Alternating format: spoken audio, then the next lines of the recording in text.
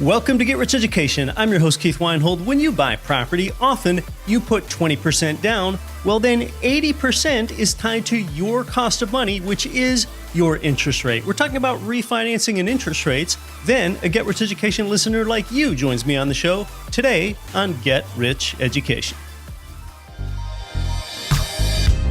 Finally, with Total Control Financial, get checkbook control of your existing 401k and IRA funds to invest in real estate. Yes, you can move your retirement money into your own checking account, but you must avoid the little-known tax that you'll get hammered with in a self-directed IRA. Instead, start your QRP. Learn more and get your free copy of the QRP book by text messaging QRP in all capital letters to 72,000. The company that's provided our listeners with more loans than anyone is Ridge Lending Group, NMLS 42056. You can finance more than 10 single families up to fourplexes. Serving most U.S. states, their knowledge and experience leads to your financial freedom. They're number one in the investment space. Pre-qualify and then chat with President Chaley Ridge personally. Start on your next investment property loan right now at ridgelendinggroup.com. You're listening to the show that has created more financial freedom than nearly any show in the world. This is Get Rich Education.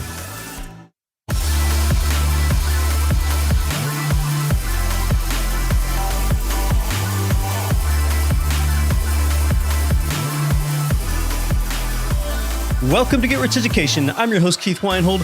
One thing that Get Rich Education is that it's not get rich quick. It never has been. Well, then what's the point?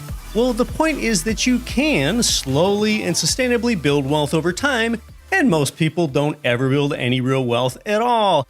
Later today is where we're going to talk to a Get Rich Education listener just like you. He lives in San Diego, California, and he's going to discuss how he's benefited from being a listener. First, let's talk about an easy way to not just put more money in your pocket, but it's something even better than putting more money in your pocket today, and that is increasing your monthly cash flow. Yes, that means putting more money in your pocket month after month after month with subtle moves that you can make now, and that is by refinancing your existing loans. And I think that the timing is right for refinancing if you haven't already done it, because the Fed has lowered interest rates 3 times this year, and a couple weeks ago, they indicated that they're going to slow down with more rate cuts. Well, here's the great thing about real estate when it comes to refinancing. See, if you bought a property at, say, a 6% interest rate, and then rates go up to 7 or 8%, well, then you have the option of just staying put and holding on to that comparatively lower 6% rate. But oppositely, if you bought property at a 6% interest rate and then rates go down to, say, 4.75%, well, then you can renegotiate the deal and get that lower rate. When you refinance from 6% down to 4.75%, your new lender pays off your old lender. So as long as you've bought property, you're the one that's in control, and now you're really able to play both sides of this. If you buy and rates go up, you'll hold your loan and enjoy what is now a comparatively low rate to what all new buyers are getting. And oppositely, if you buy and rates go down, it is completely fair to exploit that situation and get a lower rate. That is what instantly puts more cash flow into your pocket every month. And now maybe you're wondering how much that would increase your cash flow if your rate goes from 6% down to 4.75%. Well, for every $100,000 loan that you refinance with that spread, you increase your cash flow by $78 per month. So for every $1 million refinanced, that's $780 of increased monthly cash flow. Now, of course, that's not all. Other than increasing your cash flow, you might be able to pull cash out with the refinance and increase your velocity of money and cash flow and leverage all at the same time. And of course, that new cash out is also going to have that lower rate, call it 4.75% today. I'm talking about today's income property rates here. Of course, you can get a rate about 1% lower than this yet if you're thinking about your primary residence. It's not just today's low interest rates that make refinancing look attractive to you. It's the fact that we've had moderate property price appreciation for quite a few years now, and that could make this an optimum time to look at getting your accumulated equity to work for you somewhere else. And look, I'm in this situation myself. As an active income property buyer, I bought some properties last year and rates just happened to be higher than 6% on income properties. And that ended up just being about as high as they did climb. And now I'm looking at refinancing them at today's lower rates. And I'm also making new buys today at the lower rates. And as far as those ones I bought last year at that higher 6% rate, see, I'm the one in the driver's seat. I can refinance those at today's lower rate too. Now, in some cases, if you want the lower interest rate, it is possible, just possible, that you can get a lower rate without having to do the documentation of a refinance. Maybe you can renegotiate your interest rate with your lender and get a non-refinance interest rate reduction. That's right, I said a non-refinance interest rate reduction. Now, this can depend on whether or not your lender has held your loan as a portfolio loan or not. Because see, the lender knows if you refinance your loan, you are just out, you are gone. You could probably go to any number of lenders through a mortgage broker. That's your current lien holder's customer retention strategy. Rather than losing you, they might just lower your rate for you without a refinance. But that will not help you get cash out, okay? If you want to get cash out, then you've got to do a refinance. When you remove equity from your own home and your rental property, you can actually reduce your risk. As we've discussed elsewhere before, you're less of a target for creditors, you've increased your leverage, and you have the benefit of spreading your equity into multiple geographic markets for diversification. And like I've said before, when you break equity off from one property and put it into another, you didn't lose any equity. You still have the same amount of equity. Your equity was merely harvested and transferred, and you've increased your leverage position and hopefully your cash flow too. One listener, Jonathan, said that refinancing has improved his monthly cash flow from $1,650 a month up to $2,150 a month from doing this. So I think that a big takeaway, if you're on the sidelines, is to just get property. And when you have property, now you're the one in control. You've got the option to renegotiate and refinance should rates go lower. Keep in mind that this strategy works better for rental single-family homes, duplexes, triplexes, and fourplexes. It doesn't work so well on 5+ unit apartment buildings because those loans are often subject to prepayment penalties, so you're locked in on those. But on 1 to 4 unit properties, there is no prepayment penalty for early refinancing, and you remain flexible. Keep your options open.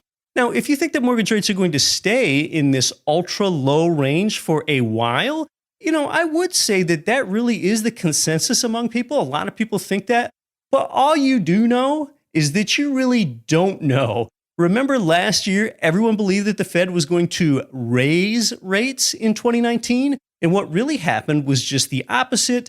They lowered them 3 times. So let's keep history in mind here. You don't know where rates or markets are going. Even the world's most elite experts are wrong sometimes. So what is the one thing that you do know? It's that they're really low now, hearkening back to the power of now and what you can do now. Your investments and what affect them, they're really like this set of concentric rings, and you are the one person inside that innermost ring. The outermost ring or ripple, that's something that you can't control and also has really little effect on you. For example, last month, Christine Lagarde became the new European Central Bank president, replacing Mario Draghi and starting her new 8-year term. And if you're in the United States or Canada, well, you're pretty well insulated from a movement like that. Maybe one ring closer to you is that, say the Fed lowers interest rates 0.25%. Well, that affects home equity line of credit rates directly and only has an indirect effect on your long-term mortgage rates So that's one of the concentric rings of, we'll say, a middle distance to you. And what is in the ring closest to you and your investments? Those are things like, well, your tenant just gave 30 days notice that they're moving, and what are you going to do now? Or that the combination of equity buildup and low mortgage interest rates has made today ripe for cash out refinancing. See, that's something that you can initiate today, and it's something that you can control. That's that inner investor ring of yours closest to you. Now, when interest rates go lower than the real rate of inflation, you're now effectively getting paid to borrow money. Yes, your prosperity increases when the purchasing power of the dollar erodes faster than your cost of money. Well, what happens next? If interest rates got so low that they became negative, like they have in some areas of the world, like Europe and Japan, NIRP, NIRP, negative interest rate policy is what we're talking about here. Now, to help you understand how negative interest rate policy would affect you, I made a short video about it. We'll just play the audio from my video here, and don't be startled by the sound effects in the video. The video is less than 4 minutes in length, and then I'll come back to comment.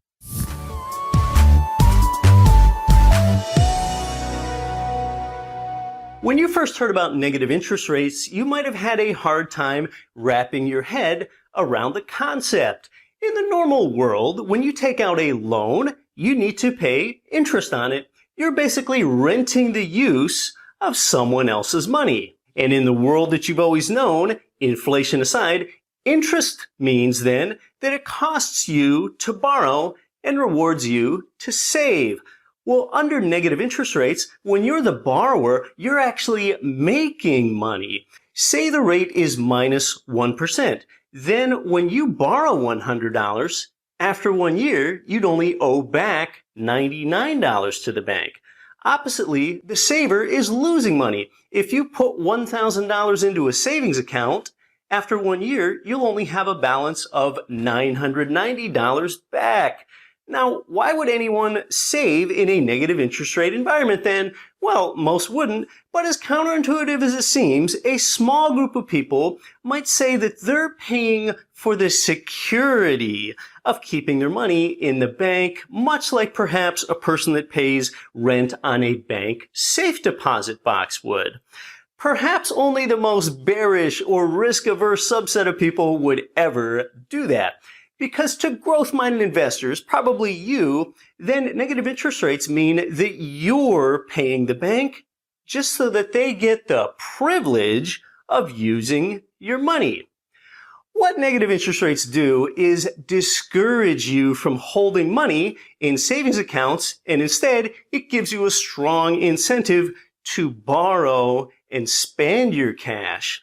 Now, why would governments even care? Why would they implement negative interest rates like this? Well, this would reduce saving. It would therefore increase spending and investing and lending, and that gets us to spend more money. We increase, therefore, economic activity, because by borrowing, you could say then more easily start your own business or buy a piece of real estate or spend your money on products and services in other people's businesses. It pulls future consumption back here into the present day. Now, most nations still don't have negative interest rates. One danger of implementing them in the U.S., where the economy is still fairly good, is that if we get into a Great Recession type of event again, this negative interest rate tool would largely be used up already. Negative interest rates could create an asset bubble as more people borrow and spend, and it could be seen to make housing unaffordable. It could be unaffordable to buy a home when asset prices are pushed up. The United States has never had negative interest rates, but it's already been implemented in Europe and in Japan. Now, would negative interest rates really impact you at the consumer level? Maybe not, but we've already seen Denmark offer a minus 0.5% mortgage, meaning that you could buy a house and pay back less than you borrowed. And if negative interest rates ever hit you, really the least that you need to know is that savers are punished and borrowers and spenders are the ones that are rewarded. So there it is, negative interest rate policy. Remember earlier this year on the show, economist Jim Rickards told us why negative interest rates don't work in places where they've tried and have failed, like Japan. Also earlier this year on the show, economist Richard Duncan told us that he doesn't think negative rates are coming to the United States anytime soon, maybe never. But of course, they still could, so it's helpful for you to know how that could look. It really flips your world of spending and borrowing that you've always known completely upside down. Every once in a while, we have a regular Get Rich Education listener like you come onto the show so you can tell us how this show has changed your life. We're going to do that today for just a few minutes. Please be mindful that these guests are not any sort of professional speakers. They're often working at a day job and commuting and learning how they can do more with less and make more of themselves for their family. They are not New York Times bestselling authors or event keynote speakers, and you've got to appreciate that about them, that they've gotten out of their comfort zone and come onto the show. So that's why I admire Get Rich Education listener Andrew Stanton for coming onto the show today. The value for you in these is that you find these people relatable. And if you like to learn through explainer videos like the one we just played, I've got dozens of these types of videos like the one that you just listened to. A lot of them are 3 to 4 minutes in length. So if there's a topic of particular interest to you, you can check out where that video came from, which are all at our Get Rich Education YouTube channel. And the topics are typically about real estate investing, wealth mindset, or sometimes economics. Those are really the 3 main themes. Check those out at Get Rich Education's YouTube channel. Devoted show listener Andrew Stanton straight ahead on Get Rich Education. Are you on track to achieve your financial goals? Income-producing real estate is the most historically proven way to accumulate wealth and has created more financial freedom than any other means. Norada Real Estate provides everything you need to invest in the best turnkey cash flow rental properties. Our simple, proven system will help you create real wealth and passive monthly income. Get your free strategy session with our knowledgeable investment counselors at noradarealestate.com. That's NORADA realestate.com. Countless property investors get killed with maintenance costs, but that's far less likely when you buy brand new construction. Let me tell you about JWB Real Estate Capital in Jacksonville, Florida. They pioneered the build-to-rent model where you can invest in new construction turnkey rental properties. That's why JWB was featured on the front page of the Wall Street Journal. To learn more and see inventory, go to newconstructionturnkey.com. Hi, this is Rich Dad Advisor Garrett Sutton. You're listening to the always valuable Get Rich Education with Keith Weinhold. Don't quit your daydream.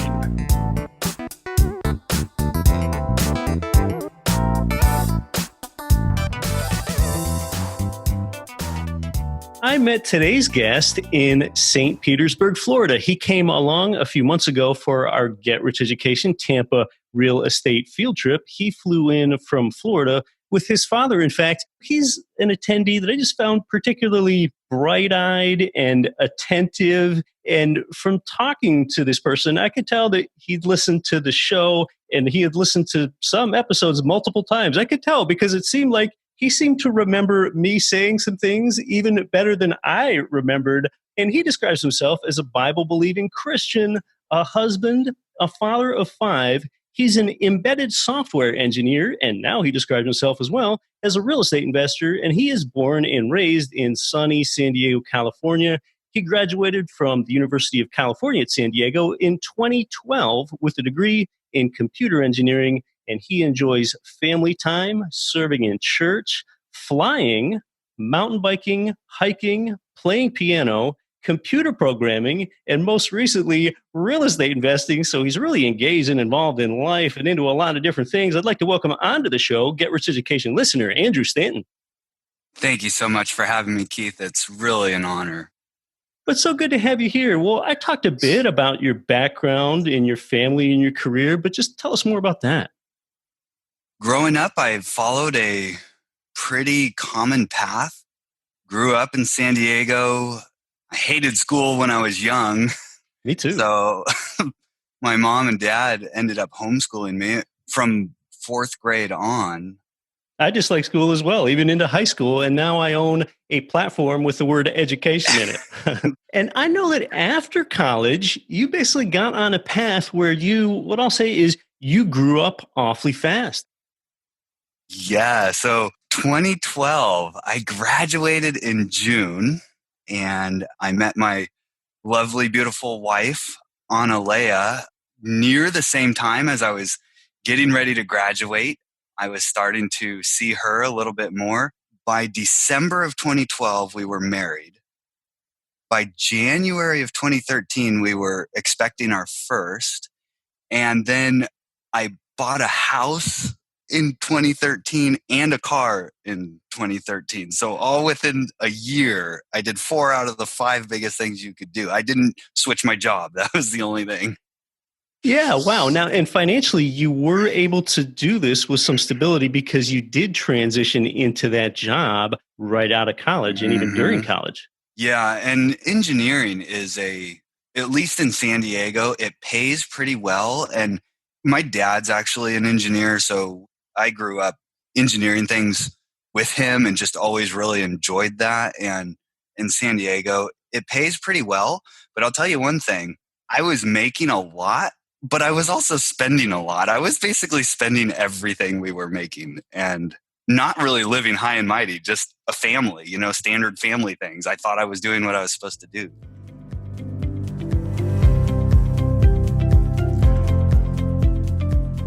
Andrew and I went on to have a great chat, though it was lengthy. So shortly after graduating college in 2012, he'd work a full-time computer engineering job where he had both a strong income and a similarly strong amount of expenses too. He had a 40-minute commute. And yes, you've always got to double your commute time, as that's 1 hour and 20 minutes of daily round-trip driving. And Andrew figured that he was spending 11 hours a day away from his family. So after a few years, he was interested in ideas so that he could start making some stream of money without strictly having to trade his time for it, or really even seeing if this was plausible or possible. Some people don't believe that such a thing exists. Along the way, he paid off about $20,000 in student loan debt that he had from the University of California, San Diego.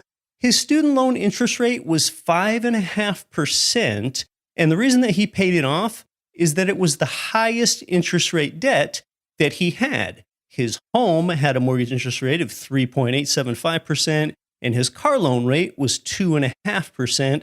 And of course, yeah, that is the conventional wisdom, and it's not flat out awful advice to retire your highest interest rate debt. Also, you can't outsource your college debt to someone else like you can outsource your mortgage debt to tenants. Then college debt really is also one of the few debt types that just always hangs around with you because it cannot be written off in bankruptcy. But see, when he paid that off, he didn't really know about real estate investing yet and creating arbitrage and thinking about opportunity cost before retiring 5.5% interest rate debt. Andrew's real turning point came when he stumbled onto that seemingly ubiquitous little purple book, Rich Dad, Poor Dad. And whether it's through that book or not, so many people, like the listeners here, they get that moment of financial enlightenment and learn that living below your means is lame. When you think about how you could have been expanding your means, in that life and investing isn't about deferring the good stuff until you reach some traditional retirement age. And instead, it's about seizing both your present and your future by creating cash flow right now.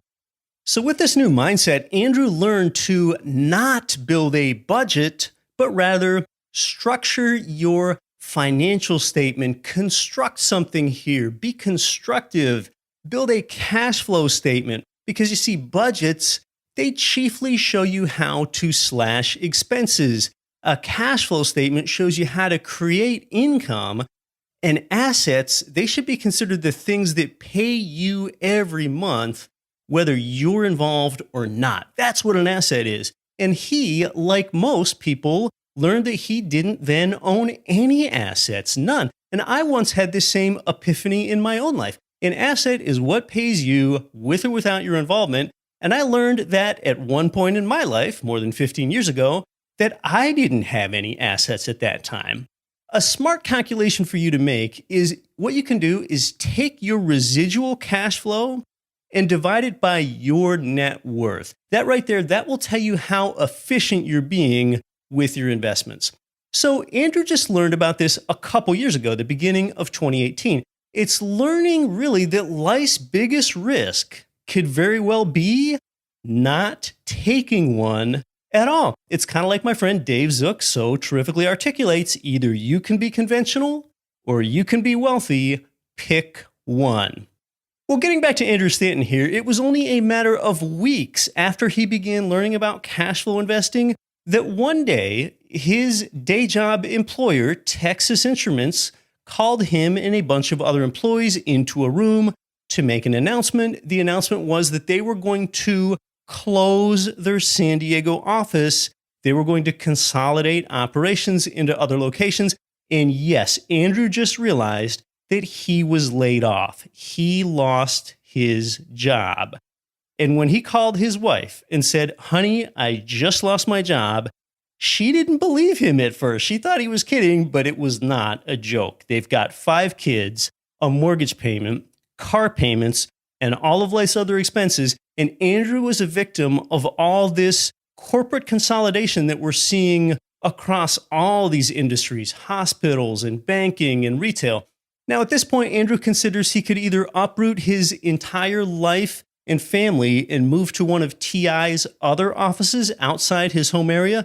But we talk about what is risk and what isn't risk here. And don't you think it's risky to have only one source of income? So I think that became pretty clarifying for Andrew at this point. Having just one source of income is really risky.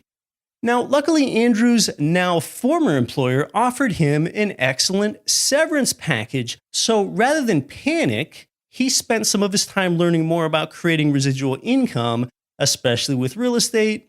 And then sometime later on, he started a new job. In fact, he'd even leave some of the severance pay on the table.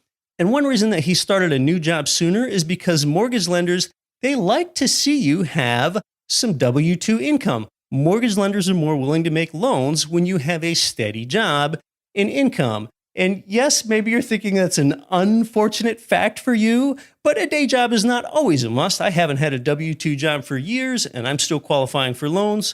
Now, interestingly, one tactic Andrew tried was house hacking by converting his home's garage into a rental. He had materials, and he and someone else began converting his garage into rental living quarters themselves to save money from having to hire contractors. He had also looked at some other options like adding a granny flat. This is a popular thing to do in Southern California, adding the ADU, accessory dwelling unit, which is like a smaller structure added onto the lot that you already live on, like a standalone mother-in-law place.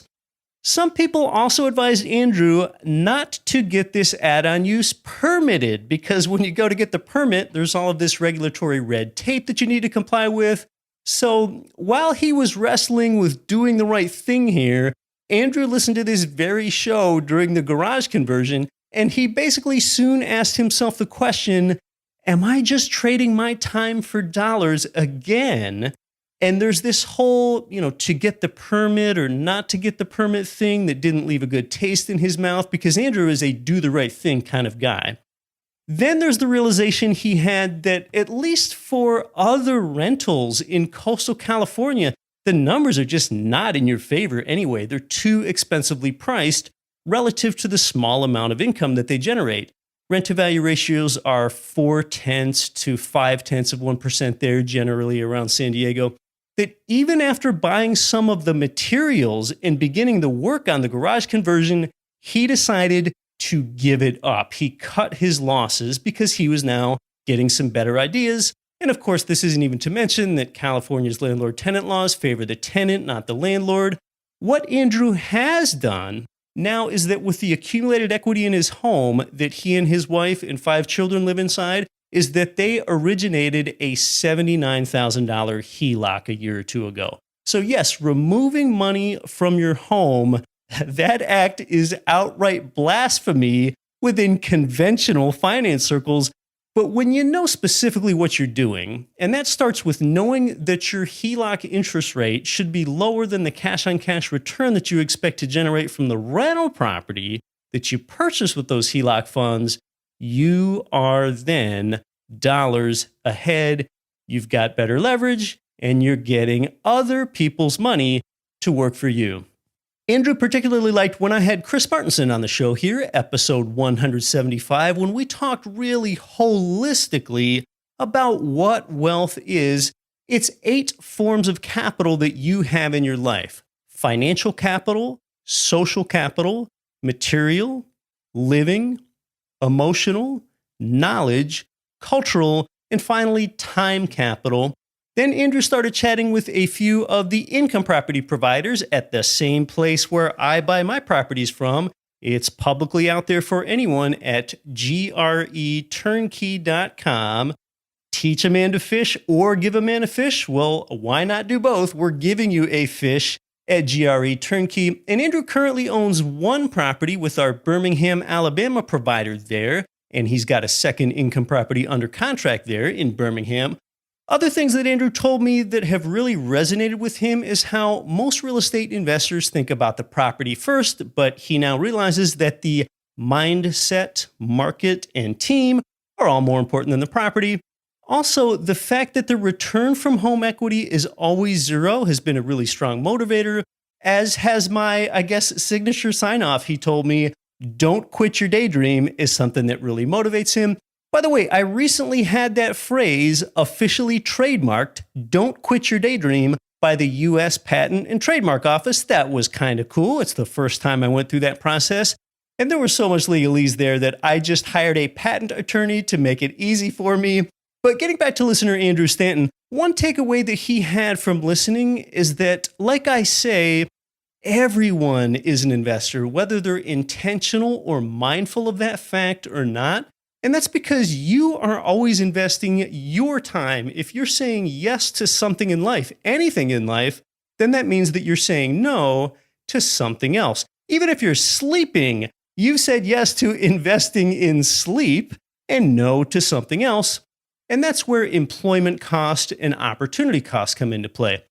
What has Andrew done most recently? He has sold his home, and he and his family are now renting in San Diego. Now, if you're a new listener, that might sound really odd to you, but he won't let himself be exploited by the disadvantageous rent-to-value ratio in San Diego. See, the rent-to-value ratio is bad on the coasts if you're an investor-owner, but it's good if you're a renter. That's a really good deal for renters. And like I've said before, paying rent is not the same as throwing money away. That really resonated with him. That is a farce that's been perpetuated by special interest groups. Look, when you pay $500 to Delta Airlines to fly on a plane across the country for 6 hours, we never said that was throwing money away, and you got to use that plane seat for much less time than you live in a home.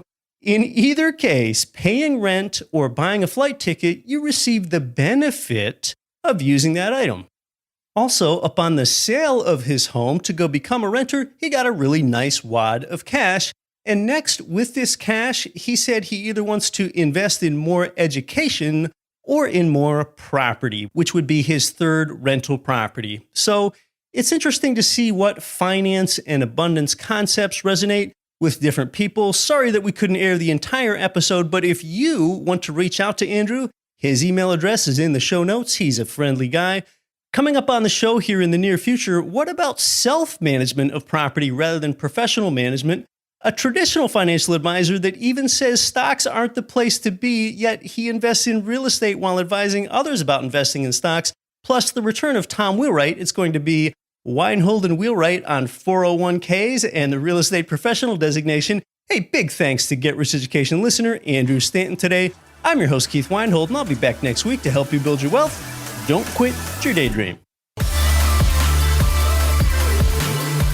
Nothing on this show should be considered specific, personal, or professional advice. Please consult an appropriate tax, legal, real estate, financial, or business professional for individualized advice. Opinions of guests are their own. Information is not guaranteed. All investment strategies have the potential for profit or loss. The host is operating on behalf of Get Rich Education, LLC exclusively.